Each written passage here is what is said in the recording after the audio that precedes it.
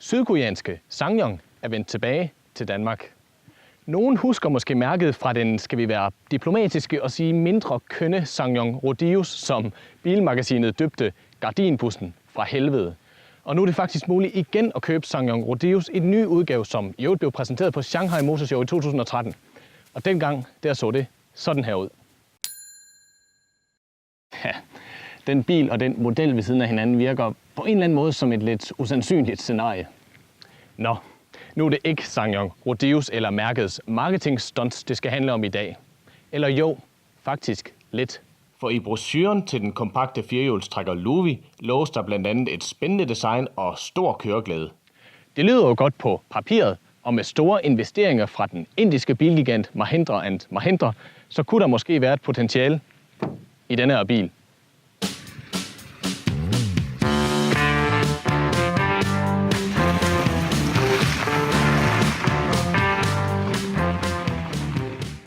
Køreglad?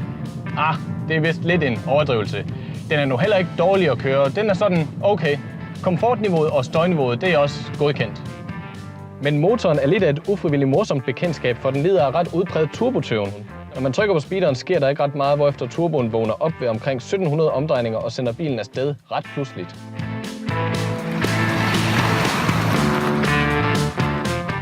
Den dør så ret hurtigt ud igen, og det, at motoren har så smalt et arbejdsområde, og turboen virker så pludseligt, det gør, at den føles lidt uraffineret at køre.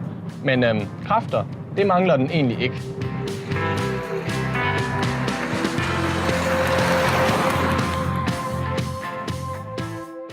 Sæderne støtter også ganske fint, og det 6-trins manuel gear er nemt og behageligt at bruge. Betjeningen af bilen er generelt intuitiv, så her er der ikke så meget at komme efter. Selvom Luvi ikke kører specielt fantastisk, er der uden tvivl sket meget med SsangYong siden sidst vi så mærket i Danmark.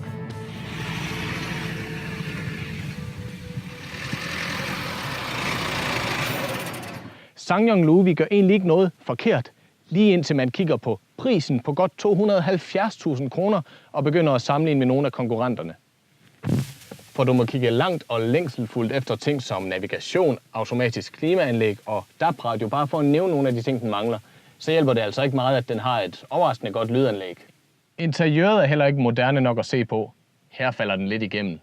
Udvendigt går den bedre an, og designet er faktisk pænt nok, hvis du sammenligner med konkurrenter som Suzuki Vitara og Dacia Duster. Den er også pænt rummelig her på bagsædet. Bagagerummet er stort, men læssekanten er usædvanlig høj. Til gengæld må den trække 1,5 tons, hvis du sætter et anhængertræk på. Men bortset fra det, så har den svært ved at klare den benhårde konkurrence i SUV-segmentet, hvor du for eksempel kan få den populære Nissan Qashqai. Og den er både lækrere, mere komfortabel, flottere, og så føles den i det hele taget bare som en mere moderne og tidsvarende bil. Og skal du bare have value for money, så står Suzuki klar med deres Vitara, som du for 288.000 kan få med navigation, aktiv fartpilot, lædersæder og en pokkers masse andet, plus muligheden for at få den med 7 års garanti, hvis du finansierer den.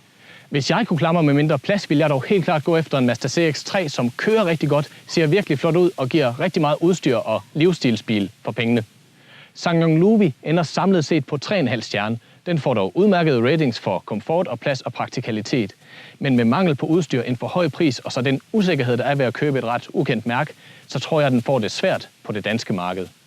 Men måske er Luvi i basisudgaven, der koster 200.000, i virkeligheden den mest interessante model. Den her udgave til 270.000, den skal i hvert fald have hugget en solid luns af prisen for alvor at blive interessant i Danmark.